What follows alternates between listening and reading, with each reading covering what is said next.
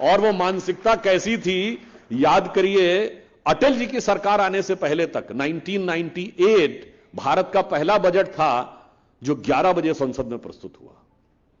इससे पहले सारे बजट 5 बजे होते थे। क्यों?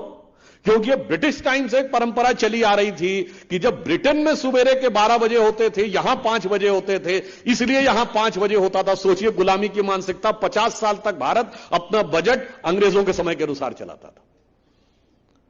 आप देखिए, उसके बाद बदलाव और आया। अभी आपने देखा होगा, पिछले वर्ष भारत की नौसेना का ध्वज बदला गया है। उसमें विक्टर क्रॉस होता था। क्यों होता था भाई? क्या जरूरत थी उस विक्टर क्रॉस की? और उसमें अब भारत की नौसेना का एम्बलम, जिसमें शन नो वरुणः लिखा हुआ है, और उसके चारों तरफ जो एक हेक्सागोनल वो बना है जिसमें गोल्डन स्ट्रिप बनी हुई है, वो छत्रपति शिवाजी की नौसेना के सिंबल से लिया गया। इसलिए अगर उस अखबार ने लिखा तो गलत नहीं लिखा था। और मैं एक और उदाहरण देना चाहता हूं। 26 जनवरी को गणतंत्र दिवस होता है, 29 जनवरी को बीटिंग रिट्रीट होती है। बीटिंग रिट्रीट पर जो बैंड बजता था वो क्वीन के सम्मान में बजने वाले गाने एबाइड बाई के ऊपर बजता था, आजादी के इतने साल बाद भी।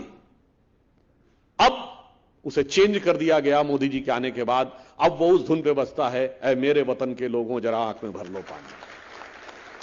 और इतना ही नहीं, कभी आप दिल्ली गए हो तो आप देखें, इंडिया गेट के ऊपर जाके देखिए तो लिखा होगा, build in the memory of King George visited India in 1911 and imposed are the name of those soldiers who have laid down their life for the service of the British Empire. प्रथम विश्व युद्ध में British empire के लिए जिन्होंने जान दी, सिर्फ उन सैनिकों का स्मारक था, भारत के सैनिकों का कोई स्मारक ही नहीं था। मोदी जी के आने के बाद वॉर मेमोरियल बना है। भारत के लिए जिन्होंने बलिदान दिया उनका भी सम्मान किया गया है। और इंडिया गेट के ऊपर 1968 तक किंग जॉर्ज की मूर्ति लगी रही। 20 साल बाद भी आजादी के किंग जॉर्ज की मूर्ति लगी रही, और वो हटाने का काम हुआ और अब वहां सुभाष चंद्र बोस जी की मूर्ति लगी। इवन आप याद करिए, आपके महाराष्ट्र में हमारी जब सरकार आई, पहली शिवसेना भाजपा गठबंधन की सरकार 1995, उससे पहले विक्टोरिया टर्मिनस ही था। स्वतंत्र भारत में 50 साल तक विक्टोरिया टर्मिनस ही कहलाता था, फिर उसका नाम बदला गया।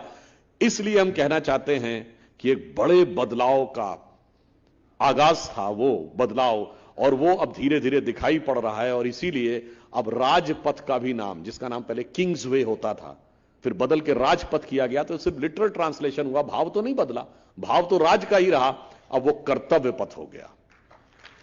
और इतना ही नहीं हुआ भाई, राष्ट्रपति भवन में मुगल गार्डन का क्या काम, तो अब वो भी अमृत उद्यान हो गया है।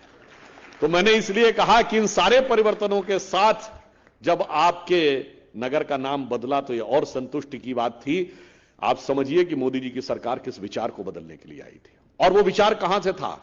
15 अगस्त 2014 को आप उनका पहला स्पीच देखें तो उसमें 2 ऐसे पॉइंट थे जिनके बारे में कहा जाता है ये तो नॉन पॉलिटिकल है, इनका राजनीति से कोई लेना देना नहीं। ये तो किस बातों को, उन्होंने क्या बातें बोल दी। एक था स्वच्छ भारत अभियान और दूसरा था बेटी बचाओ बेटी पढ़ाओ। लोगों ने कहा तो सामाजिक मुद्दे हैं, इसका राजनीति से क्या लेना देना। मगर मैं कह रहा हूं, यह सरकार सिर्फ सरकार बदलने के लिए, शासन बदलने के लिए नहीं आई थी, शासन की व्यवस्था बदलने के लिए नहीं आई थी, एक मानसिकता बदलने के लिए आई थी। और आप देखिए इतना बड़ा बदलाव आया।